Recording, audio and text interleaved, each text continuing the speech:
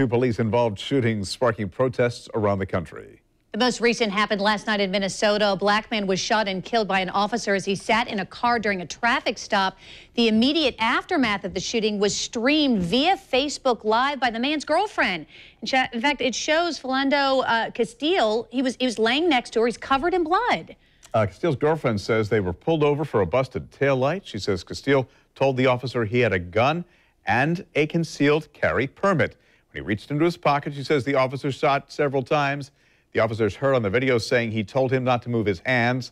He's a 5-year veteran of the St. Anthony Police Force and on administrative leave. Now, the other shooting happened Tuesday morning in Baton Rouge, Louisiana. Video, which you see here, shows two officers on top of Alton Sterling before he was shot.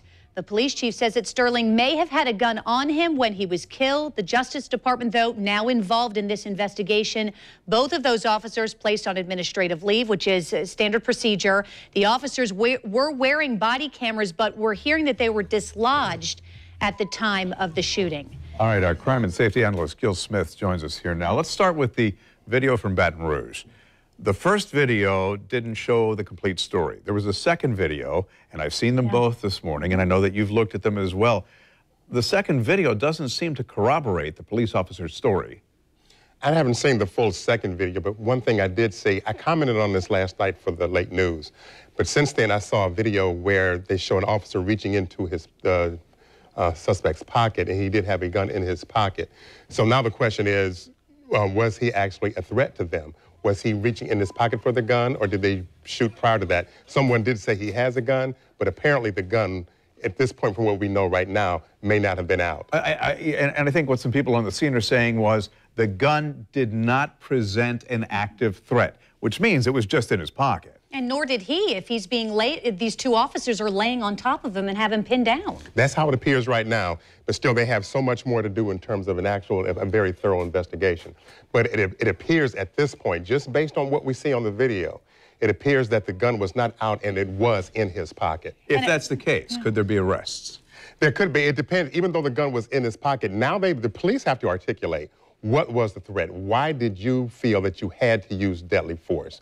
If they say that, or especially it would be better if it's on video, with him reaching his hand in his pocket, with his hand on the firearm, that may be justified at that point. That's why I said there's so much still left to do in the investigation. So what you're saying is that we've got to see what, where the hands were, what kind of body action there was, what kind of movement. Now we know on the left hand, his left hand, he had no weapon in it because the police officer has his knee on his arm. So as far as the left arm, we know that that was not a threat. There was no weapon in the arm. We can't see the right side. And we should point out also that the reason the police were even called to that location outside the convenience store is because someone matching his description had threatened someone with a gun. So they came there assuming that perhaps they were going to encounter someone with a gun. Right. Even before they get there, they know that it's a good possibility that somehow a weapon is involved. This person may have a gun. Now, let's move on to, to the Minnesota shooting. We're going to have that video for you. It's just now being made available, but it was posted on Facebook, then taken down for a while.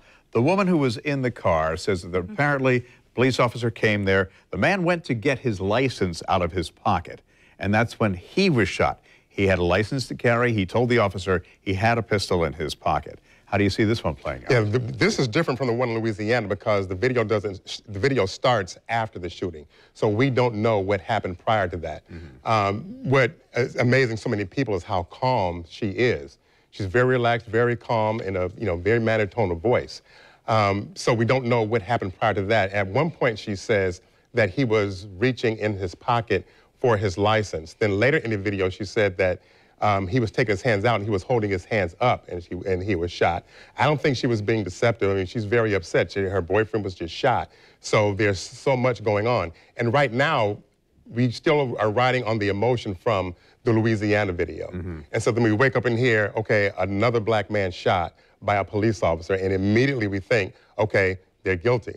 But each one is completely separate, separate investigations. So this one is not as clear, apparently, as the first one. But you have a guy, but I think you and I in a car, not getting out of the car. I think you and I look at the Facebook situation differently, the Minnesota shooting differently, because the way I understand it, the woman said that the police, he went to reach for his license. The police officer said, take your hands out of your pocket. He did and was in the process of raising them when he was shot. Right, but at first, see, we don't. Another thing is we don't see any of this. None of this is on video.